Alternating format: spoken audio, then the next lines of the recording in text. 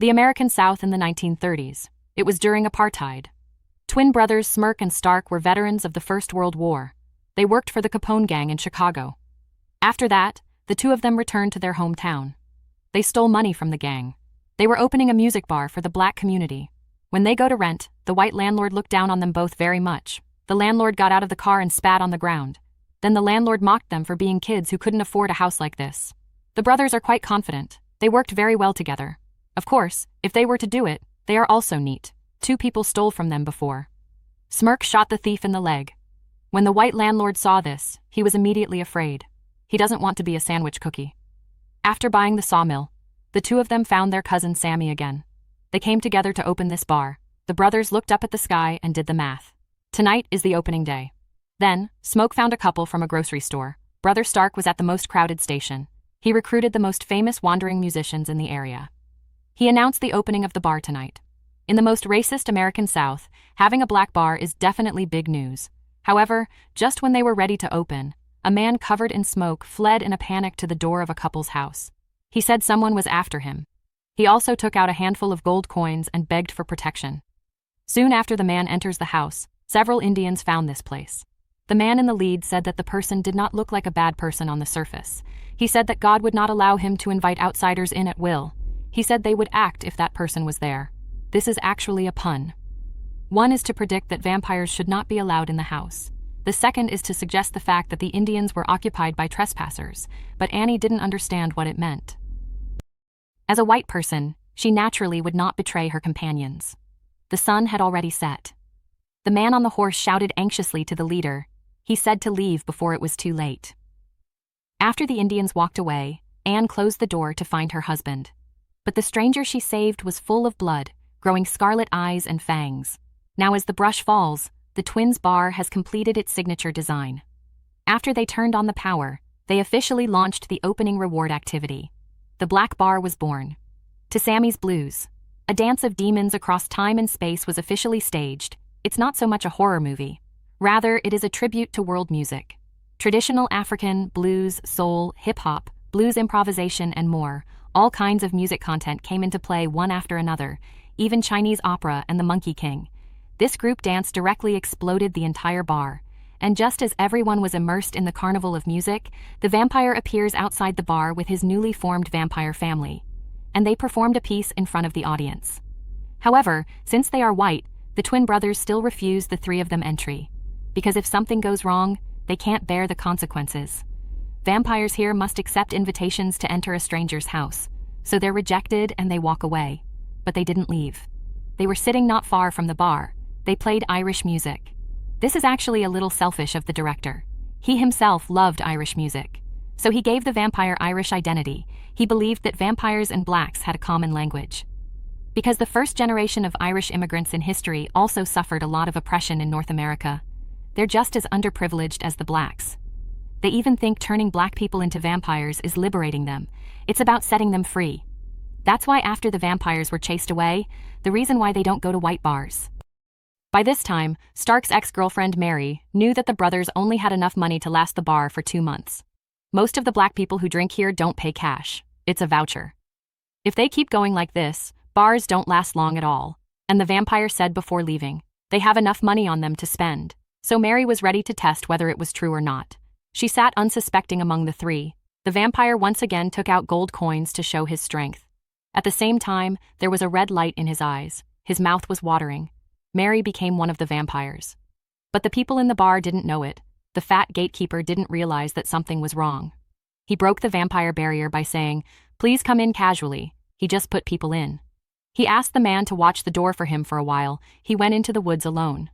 But just then, a low roar came from the woods. And the first thing Mary did when she went in was to seduce Stark. Their emotional energy reaches a critical state. Although Stark found Mary drooling. But at this moment, his brain has long been occupied by his lower body. He didn't notice the tooth marks on Mary's back. Just as the 2 of them were making love, Mary turned Stark into one with 1 bite. At this time, someone happened to be drinking and making trouble.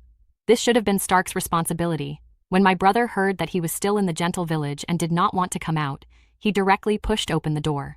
As a result, he saw his brother who kept spewing blood. He pulled out 2 guns and fired. The moment my ex-girlfriend turned into a vampire, she reversed the tone of the film. The movie has since changed from a musical comedy to a horror film. Smoke couldn't accept the fact that his brother was killed. He hugged his corpse and refused to let go. But his old lover sensed something was wrong. She said, "How can a normal person get shot several times in a row and run away like nothing?" She immediately had all the guests dismissed. She first locked Stark's body in the room. Her family has always worshipped witchcraft. In this case, she definitely can't handle it according to normal things. The grocery couple who came to help didn't want to get involved in this kind of thing. They are ready to go first. The man's front foot just left the bar to start the car. The fat gatekeeper peed back. At this point, he has been transformed into a vampire. You can only enter the bar by invitation. His abnormal behavior immediately attracted Annie's attention. Smoke also remembered that he had been in and out several times before. "Why do you have to be invited by everyone now?" Of course, Fatty couldn't explain why. He became irritable. He said he wouldn't leave until he got paid. Smoke wants to test it out. He took the money out of his pocket. When he was about to hand over the money, the fat man immediately opened his mouth and bit it. Smoke quickly took out his hand and shot him in the head. Fortunately, he was safe. Smoke wasn't scratched. At this moment, Annie realized that they might be dealing with vampires. And almost at the same moment, my brother came back to life. He stabbed the wooden door and nearly stabbed Sammy. Then he begged his brother to open the door and let him out. Anne was certain that Stark was dead. She warned Smoke never to open the door, but my brother couldn't ignore my brother's plea. Just as he was about to get the key, but Stark couldn't wait. He slammed the door open and ran out. Annie finally determined that the enemy was a vampire. He started organizing people to peel sticks and mash garlic juice to enhance their magic attacks. She made everyone eat garlic to make sure no one was infected, and the only way to end vampires is to kill them one by one. Now many guests have been transformed into vampires. They gathered outside the bar, singing and dancing. They seem to have taken the people in the bar for granted. The midnight carnival for exclusive vampires has begun. Now their only solution is to wait until dawn. But vampires don't sit still. The grocer kept asking his wife to invite him in. Stark directly stated that only by becoming a vampire can black people be liberated. The person who sold them the sawmill was actually the leader of the Ku Klux Klan, who had been murdering his compatriots. At dawn, these people will take it back here. The Ku Klux Klan is a white supremacist terrorist organization in American history. After the American Civil War, it was founded by former Confederate veterans. They initially terrorized blacks in the form of pranks. They grew into a vigilante and arson terrorist organization. They prevented blacks from exercising their civil rights, restore white supremacy. The vampires understood everything. They hoped that Smoke would give up their resistance, so the twins could be together again. They can also be completely freed from the control of slave owners, start the free life they want. The owner of the grocery store worried that her daughter would become a vampire like her husband. She was going to go shopping with them. Then the vampire song sounded again outside the house. The robin they sang before. Suddenly it became a skinny horror ballad. The owner of the grocery store heard this song and thought of her daughter. She lost control of her emotions. She said the wrong thing. She said, "Come in, you bastards." The vampire outside smiled wickedly. He had been waiting for this moment. He led people straight into the bar. The fight between black people and vampires began. The lady boss saw her husband throw the flame on him, and then she goes straight to him, knocks him down, kills him with her husband. And so the movie gets to its climax. The vampires rushed up one after another. They want to eat. The Smokes were outnumbered. They've been at a disadvantage. Annie didn't make it to the end and was bitten. She didn't want to become a monster. She had Smoke stab herself. Uncle Black slashed his arm to attract vampires. He gave the others a chance to escape. The twin brothers abandoned the love of flesh and blood. They fought each other. The vampire turned Stark is powerful. Smoke was defenseless. Sammy jumped out the back door. He dared not delay for a moment. He limped towards his father's church. In the blink of an eye, he was caught by flying Irish vampires and thrown into a pond. Vampires love music. He wanted to turn Sammy into a confidant.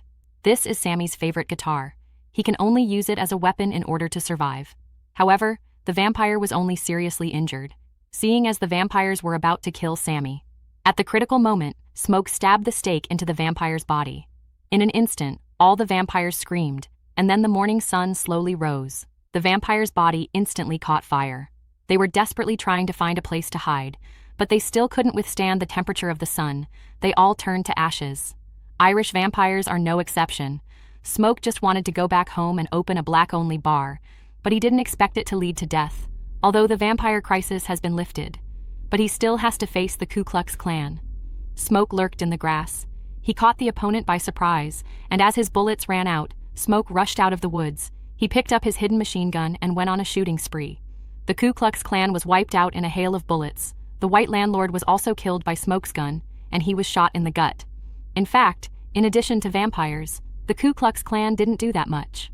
But we can feel their hostility and violence towards black people, and while consciousness remains, Smoke saw Anne sitting next to him. She held in her arms the baby who died a long time ago. Annie told him to throw away his cigarettes and hug his daughter. Finally, Smoke took the baby into his arms. This might be the best ending. The people he loves have met him in another world. In the decades that followed, Sammy, the only survivor, realizes his dream. He became a blues singer. When he completed the last tour of his life, suddenly he saw two familiar figures. And these two people are Stark and Mary, who became vampires, Stark said. He came only because he smelled death on Sammy. He just wanted to help him. If he becomes a vampire, he doesn't have to die. But Sammy said he had a full life. He rejected the other party's kindness. The movie ends to Sammy's music. Blues music is a core driving force throughout the film. The shot of Sammy piercing the vampire's head with his guitar, symbolizing the blues as a weapon of spiritual resistance for blacks, as one of the reviews put it. When Sammy played the first music note, the entire cinema was trembling with black culture. Maybe many people don't understand, why are movies named sinners? There are actually 3 interpretations. 1. Sammy's father was a priest. Blues created entirely by blacks in the eyes of the church, considered by others to be the voice of the devil, it can summon the undead. Those who play are called sinners. The second is the original sin of colonization. The Indians ostensibly hunted vampires. In fact, symbolizes their struggle against foreign intruders. The third is the atonement of the twin male protagonists. Both of them had blood on their hands during World War I. After leaving the army, they worked for the gang again. In the end, they achieved atonement through self-sacrifice. They are the third guilty. And what's really great about this movie is, he used vampire genre films, shows the blood and tears of a century of black people's colonial exploitation. At the same time, he used music to emphasize the outstanding contributions of black people. It's not so much a vampire horror movie, it's more of a fable about America's racial history. The movie ends with the battle between Smoke and the Ku Klux Klan. It's actually trying to convey to us that the real scary thing is not vampires, but history never passes.